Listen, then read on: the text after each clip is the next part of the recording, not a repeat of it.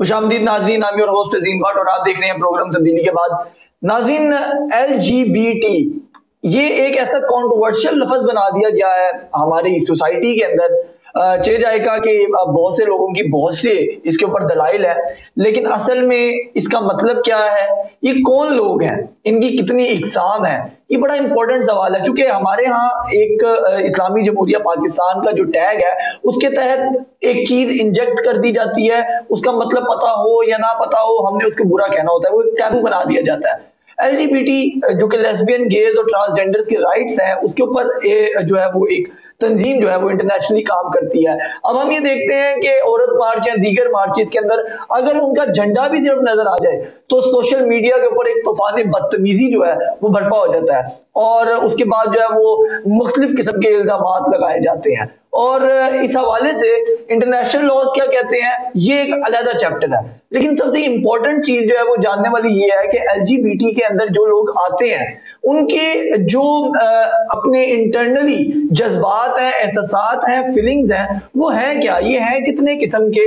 और इंसानी नेचर से हम लोग अपने आप को एक नॉर्मल इंसान कहते हैं, तो और क्योंकि हमारी सोसाइटी में एक खास किस्म के टैबू पाया जाता है कि हम इनको नॉर्मल नहीं समझते हैं। अलबत्ता ये नॉर्मल है या नहीं है, इस पर भी बात करेंगे और इनकी किस कदर और क्या क्या फीलिंग्स हैं और इनके राइट्स क्या क्या हैं। इस तरीके से हम आज का प्रोग्राम जो है वो लेके चलेंगे। इसके दो हिस्से होंगे नाजरीन। पहले हिस्से में हम बात करेंगे कि आखिर इनकी इकसाम कितनी है और इनकी फीलिंग्स क्या है, इनके इनके इंटरनली मामलात हैं क्या, और इसके ऊपर बात करेंगे। और दूसरे सेगमेंट में हमारी जो है वो बात होगी कि आखिर इनके मुतालबात क्या हैं और आया जो मुतालबात हैं वो हमारी सोसाइटी के अंदर रहते हुए पूरे भी हो सकते हैं या नहीं हो सकते हैं। तो इसलिए हमारे साथ आज जो गेस्ट है वो बड़ी स्पेशल है। कराची से उनका ताल्लुक है, खुद भी वो ट्रांसजेंडर है, लेकिन सबसे बड़ी चीज ये है कि वो जेंडर एक्सपर्ट है और यूएस यानी कि यूनाइटेड जो स्टेट है उधर इंस्टीट्यूट ऑफ पीस से सर्टिफाइड एक्टिविस्ट है। तो मासूमा हमारे साथ मौजूद है आज। बहुत शुक्रिया मासूमा, सबसे पहले तो आपकी ज्वाइन करने का। तो जिस तरह मैंने एक इंट्रो अपना दिया है आप सुन चुकी हैं। पहले हम गुफ्तगू करेंगे कि राइट्स आपकी जो बेसिकली इनकी इकसाम कितनी है। आप खुद भी एक ट्रांसजेंडर है, आपको बेहतर पता है, लेकिन तमाम मुझे आप बारी बारी बताइए कि बेसिकली ट्रांसजेंडर्स की कितनी इकसाम है और इनकी फीलिंग्स क्या है। दूसरी चीज आपने ये बतानी है कि एलजीबीटी के अंदर जो लेस्बियंस आती हैं और जो गेज आते हैं आखिर उनकी इंटरनल फीलिंग क्या है, और साथ ही साथ ये बताइए कि वो कितनी इकसाम जो है वो इस वक्त पाई जाती है। Over to you Masooma. मच के आपने मुझे मौका दिया Azeem, thank you very much. और जाहिरी बात है इस चीज को बहुत ज्यादा टैबू समझा जाता है, people don't discuss this topics, और I really appreciate you that you are discussing this topic. और अगर मैं बात करूं टर्मिनोलॉजीज की, लाइक LGBTQI+ पीपल, हमारे इस कैटेगरी के अंदर प्लस पीपल आते हैं।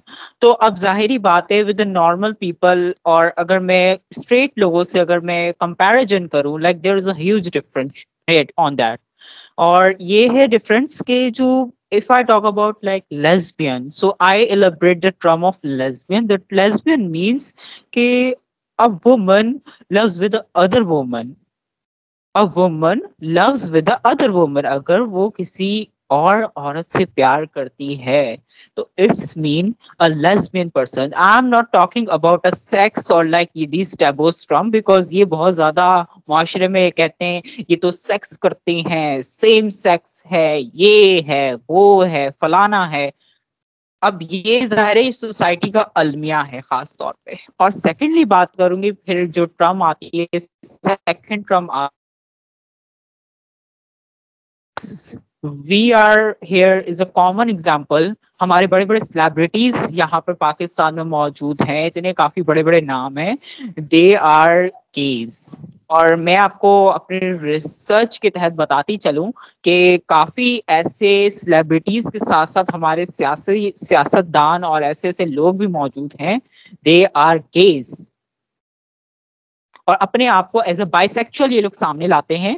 Officially they are gays but they actually assume a bisexual person. A meaning of gay people, जो गेज होते हैं, सेम सेक्स जिन्हें हम बड़ा गंदा अल्फाज दे देते हैं, बट हम उनकी फीलिंग्स को नहीं जान पाते, उनके साइकोलॉजिकल इश्यूज को नहीं जान पाते, उनके अंदर जो चल रहा होता है वो हम नहीं जान पाते। हम सीधा ठक से अल्फाज और ठक से हम लोग लगा देते हैं एक ट्रम्प के, ये लोग गलत हैं।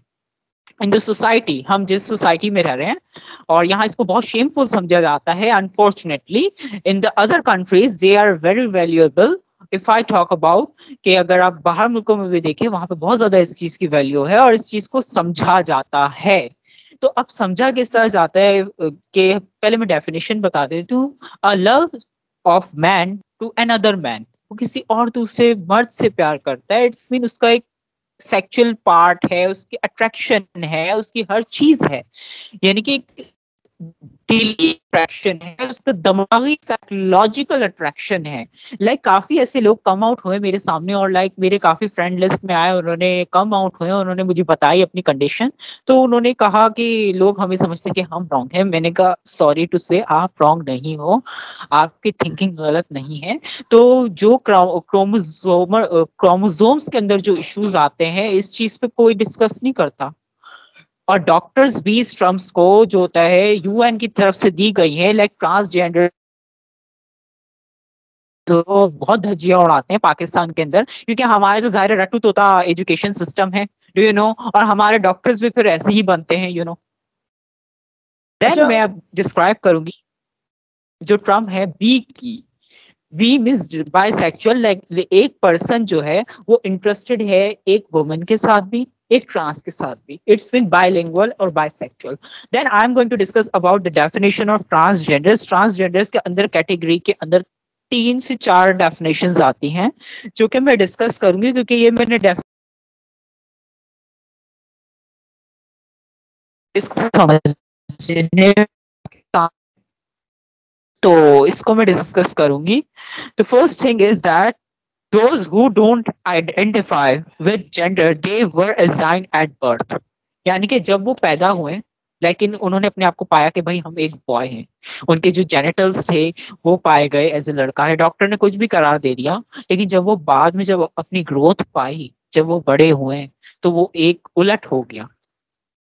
सही है, इसको हम साइकोलॉजिकल इश्यूज भी कह सकते हैं, इसको क्रोमोसोमल इश्यूज भी कह सकते हैं। और हमारे साइंस की बुक के अंदर बहुत अच्छी एग्जांपल है XXY, और एक और आई थिंक टेलीफोन सिंड्रोम्स कहा जाता है इसे। वो बॉडी इंटरसेक्स पीपल होते हैं, ट्रांसजेंडर्स जो होते हैं। और कुछ लोग जो होते हैं, जाहिर है इसको बहुत ज्यादा कैटेगराइज करते हैं कि जेंडर क्वेयर भी इसके अंदर शामिल होते हैं, और जेंडर नॉन बाइनरी भी इसके अंदर शामिल होते हैं। If I talk about the gender like queers, the people who don't have strictly male or female biological sex characteristic, they many have variation in their glands and genitalia.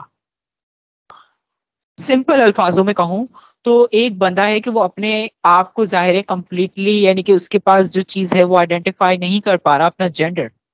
और इसी category के अंदर एक और कैटेगरी आती है जिसे हम नॉन बाइनरी भी कहते हैं, gender identity that is not strictly woman or man.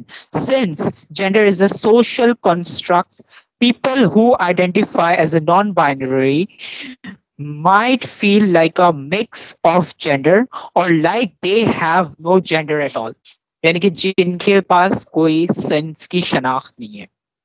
अच्छा अच्छा मासूमा, ये तो आपने बेसिकली देखें, ये आपने जो है वो आपने तमाम डेफिनेशंस तो मुझे बता दिए, मगर मैं ये सेगमेंट जो है इसको मैं चाहूंगा कि आप मजीद एक्सप्लेन इस तरह से करें कि अभी आपने एक डेफिनेशन बताई है कि जो लेस्बियंस हैं वो आप उसको डेफिनेशन कर रही हैं कि लव्स टू अनदर वुमेन, और इसी तरह आपने गेज की है, और बाइसेक्सुअल का भी आपने बता दिया, और ट्रांसजेंडर का आपने बताया। आप ट्रांसजेंडर्स की बेसिकली हमें ये बताइए डिटेल में कि ट्रांसजेंडर्स की कितनी इकसाम है और उनकी डिफरेंट जो इकसाम है उनके अंदर फर्क क्या है। फिर दूसरा, ये जो आपने लेस्बियंस और गेज का बता रही हैं, तो मुझे ये बताइए कि आप ये कहती हैं कि जस्ट लव अनदर, तो उनके इंटरनल फीलिंग्स क्या है? अगर सिर्फ लव वाला मामला है तो वो तो फिर नॉर्मल चीज हो गई, तो वो किसी और की तरफ अगर इंटरेस्टेड ही नहीं है, तो फिर जो जो स्ट्रेट है उसकी तरफ इंटरेस्टेड नहीं है, तो फिर किस तरह से फैमिली सिस्टम को रन करेंगे?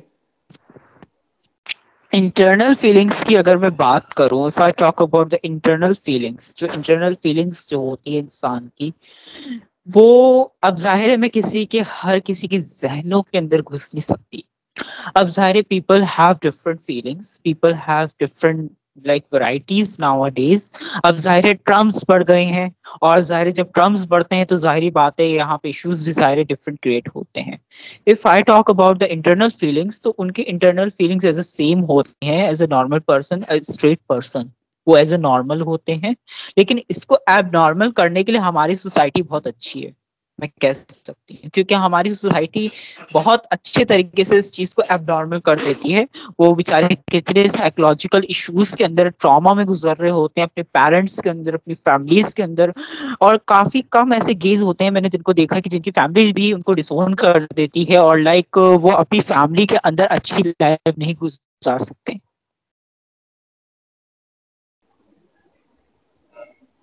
अच्छा, दूसरी तरफ ट्रांसजेंडर्स का मुझे बताइएगा कि ट्रांसजेंडर्स की जो आप बता रही हैं कि तीन इकसाम होती हैं, वो कौन सी इकसाम है और उनमें फर्क क्या है? बेसिकली जो कि उर्दू में अगर मैं इसका लाइक तशरीह करूं, तो ट्रांसजेंडर एक अल्फाज है ख्वाजा सरा।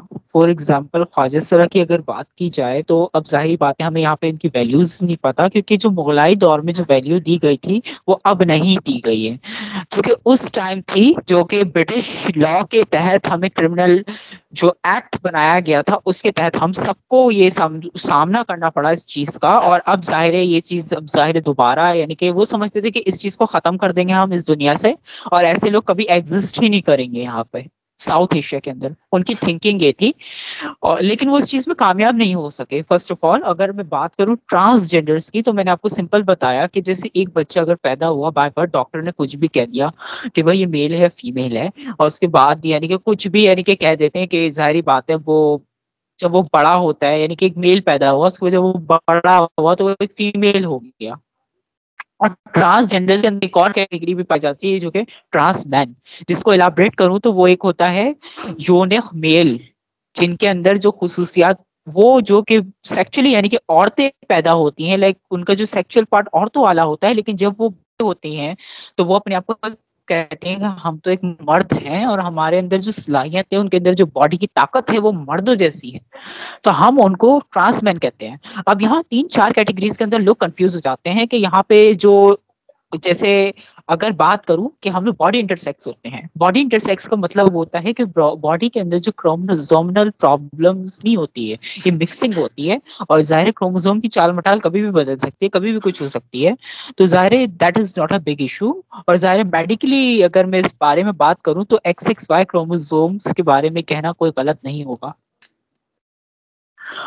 और जो ज्यादातर ये जो अगर इफ आई टॉक अबाउट कि यहाँ पे जो बात की जाती है जेंडर क्वेयर की, तो जेंडर क्वेयर के जो लोग होते हैं, जेंडर क्वेरीज जो होते हैं यहाँ पे, वो बहुत कम कम आउट होते हैं, बहुत कम अपने आप को अंडरस्टैंड कर पाते हैं।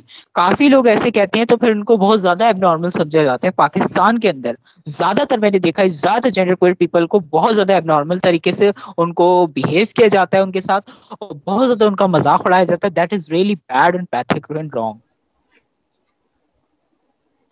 अच्छा, मासूमा, मैं आखिरी सवाल आपसे करूंगा और उसके बाद ये वाला सेगमेंट हम खत्म करेंगे और फिर जो है वो अगले सेगमेंट की तरफ हम बढ़ेंगे। आखिरी सवाल मेरा सिर्फ ये है आपसे कि ये जो आप मैं दोनों बल्कि तीनों टर्म्स की तरफ चला जाता हूँ, ट्रांसजेंडर्स भी और जो लेस्बियंस हैं उनकी तरफ भी और जो गेज हैं उनकी तरफ भी। इनके अंदर क्योंकि हमारे मुआशरे में, जिस तरह आपने बहुत अच्छे तरीके से एलैबोरेट किया कि हमारा मुआशरा तो इनको नॉर्मल रहने ही नहीं देता है, वो और एबनॉर्मल करने में बड़ा वो माहिर है इस हवाले से। लेकिन हम ये देखते हैं कि हमारे मुआशरे की तरफ से जो एलिगेशन लगाया जाता है, वो एलिगेशन इन तीनों पर ये लगाया जाता है कि ये दूसरे लोगों को अपनी तरफ सेक्स रिलेशंस की तरफ उभारते हैं। तो क्या इनमें ये फीलिंग्स वाकई पाई जाती हैं? और मतलब लाइक अगर कोई गे है या कोई लेस्बियन है या अगर कोई ट्रांसजेंडर है, तो उसके अंदर एक तो लव वाला जो आपने एलिमेंट बताया है, वो तो एक आप डेफिनेशन बता रही है, वो हो गया एक अलग इशू। बट उसके आगे व्हाट मतलब अगला स्टेप इसका क्या है? क्या ये सेक्सुअल रिलेशनशिप पर भी बिलीव रखते हैं? देखिए, this is not all about the sexual feeling, sexual attraction किसी वुमन से भी हो सकती है ना। अगर आप नॉर्मल, अगर मैं बात करती हूँ स्ट्रेट लोगों में, मेल और फीमेल अगर कपल बन जाते हैं तो जाहिर है ये भी हमारे मुआशरे में इस चीज को इशू बना दिया है इस चीज को, लेकिन this is not a big issue. ये सेक्सुअल रिलेशन अगर मैं आपको बताती चलूं कि पाकिस्तान के अंदर सबसे ज्यादा क्वांटिटी पाई जाती है। अगर मैं आपको बताऊं खैबर पख्तूनख्वा का एरिया होगा, ये एरिया होगा केपीके, और ये जो ज्यादातर लाइक गांव गोट वाली साइड होगा, यहाँ तो सबसे ज्यादा। लेकिन यहाँ जो काफी चीजें ऐसी पैथिक पाई गई हैं वो ये है कि इन्होंने जो गेजिज्म को, लौंडेबाजी को, इन्होंने जो है ना बच्चेबाजी में कन्वर्ट कर दिया। That is really bad. सही है, ये जाहिर है हमारे ज्यादातर मदरसों में देखा जाता है बच्चों का रेप हो गया, और ये ज्यादातर ये हमारे केसेस आते हैं पंजाब से, सिंध से, कि बच्चों का रेप हो गया, इन पे क्यों नहीं एक्शन लेते भाई? इन पे तो लो तुम लोग। इन पे तो आज तक कभी आवाज नहीं उठी, इनको तो किसी ने फांसी नहीं राइट, दी चले, कभी। Thank you very much Masuma. हम अपने पहले सेगमेंट को यहाँ क्लोज करते हैं नाजरीन। बेसिकली इस सेगमेंट के अंदर जो जानना था वो ये था कि एलजीबीटी के अंदर जो लेस्बियन हैं, बाइसेक्सुअल्स हैं, गेज हैं और ट्रांसजेंडर्स हैं, इनकी इनकी बेसिकली डेफिनेशन है क्या, और ये कितने यानी कि आप कह लीजिए कि इनकी टर्म्स हैं, इनके कितने लोग जो है वो किस किस खसूसियत के मालिक होते हैं, वो हमें मासूमा ने बताया है। और अब हम अगले सेशन की तरफ बढ़ेंगे। अगले प्रोग्राम में आप हमारे साथ रहिएगा, उसके अंदर हम ये डिस्कस करेंगे कि एलजीबीटी के अंदर जितने भी लोग पाए जाते हैं, अब मसमा से हम जानेंगे कि उनके मुतालबात क्या हैं और क्या वो पाकिस्तान जैसी सोसाइटी के अंदर इम्प्लीमेंट हो सकते हैं या नहीं। फिलहाल के लिए मुझे इजाजत दीजिए, अल्लाह हाफिज।